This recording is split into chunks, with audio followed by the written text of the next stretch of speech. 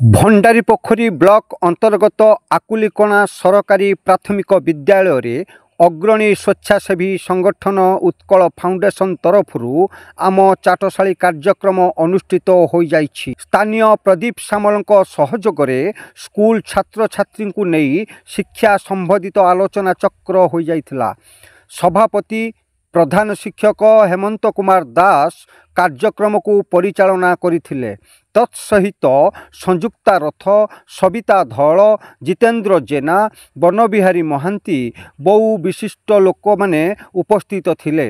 Utkal foundation प्रतिष्ठाता पिलामानकु शिक्षा और जीवनचर्या विषय कहिथिले। सर्वशेष पिलामानकु पाठ्य उपकरण बंटन करा जायथिला। एही कार्यक्रम को उत्कल फाउंडेशन समस्त कर्मकर्ता माने परिचालना करथिले। भंडारी पोखरी त्रिलोचन दास रिपोर्ट PN24 TV।